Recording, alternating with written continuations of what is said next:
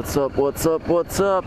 I'm back, right? Back in New York groove. I'm back. Okay, it's time to get serious. What we doing? Had to put my winter gloves on because that's all I had at the moment. I left my gloves at the other place, and maybe I left them in the car, I don't know. So it's like, it's really warm in these, you know? It's not to put heated grips on them. But yeah, I forgot, it actually fit me so well, these gloves. I mean, better than the other gloves. My hands are pretty thin, but my fingers are long, so every time I get gloves, it's always either the fingers are too short or their hands are just too damn big, you know, and the gloves. So what are we doing right now? Okay, let's bring you up to speed. So I got a whole bunch of stuff on my back brake. I got a rear brake caliper, I got a rear brake master cylinder and brake pads. So right now a friend of mine is gonna help me put everything together, just replace the whole goddamn thing. Hopefully that works and I don't have the rear brake issue anymore, and it's gonna make this motorcycle into almost like a brand new bike, you know. It's gonna be great, you know. And then maybe I'll swap these bikes with you know, with PA. Yeah, I feel like the front brake is also, so I got a front brake as well. Front brake is also feeling a little bit iffy, so we will do the front brake as well. Man, these pads in the helmet really constrict my cheeks, and when I talk, it feels like as if there's somebody's trying to close them.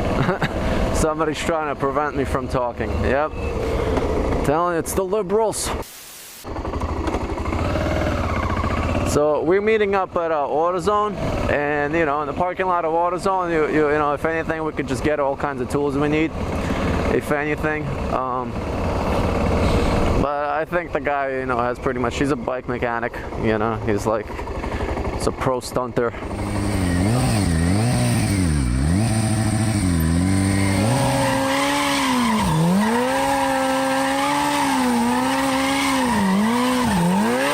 Fix pretty much anything. You know, he took it apart before, told me what to get. I don't know if you've seen in the other video.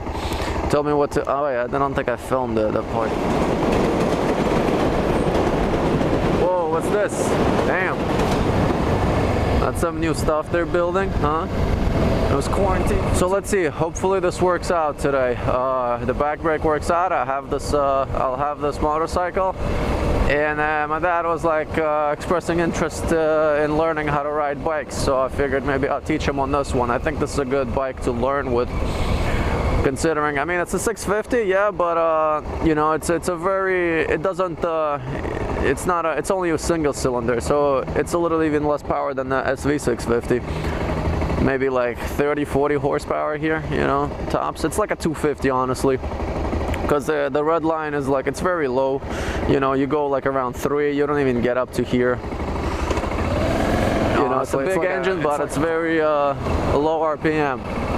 It doesn't scream like a cat, and you don't really want it to rev really high, because the vibration from a single cylinder, it's a 4-stroke, it's not 2-stroke. Vibration from a single cylinder is a little too much.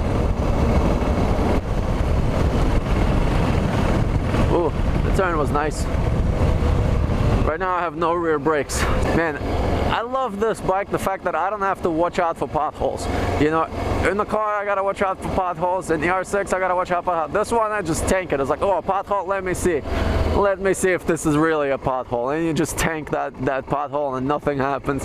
It's just like you stand up a little bit and then you do whatever you want. You can just bounce on this thing really nicely. Feels really good. Like, honestly, it's like a dirt bike, like nothing, like butter. It just goes on it like this. Like I mean, the front wheel is pretty damn big. You see that little right there? There's like what a construction is, and there's like a little storefront on the side. The little storefront is where a banksy made his little graphic, you know, of something, I don't know what, some robot or something like that. So the guy of the store put up that little storefront up there to cover it up, and now you know, nobody can really see it, but it's also prevented that from getting destroyed, because like technically that section of the wall, he cuts it up, he can sell it, you know, for like 100 grand somehow. I don't know. I don't see it as art. I mean, it's like maybe, you know, I've met an artist one time, like you know, these modern artists. I've met Peter Tooney, and I spoke to him for a little bit, and then I realized, like, you know, what the scam is.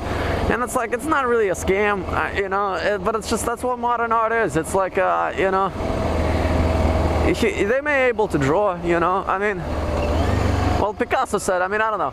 I'm not into it, you know, and I'm being subjective, I guess. Subjective, right? So I don't know. It's not for me. I mean, like, I can do this stuff, you know, and then sell it for 50,000, and nobody wants to. Nobody's gonna want to pay me 50 grand. I think. Should I just hop the curb? I guess. That would be funny. No, there was a car behind me. I don't want to hop the curb. So this is it. This is the famous AutoZone where people get together and all kinds of shenanigans. Not really. It's the parking lot over there by Starbucks is the shenanigans parking lot. But this one is like pretty cool. That's my friend.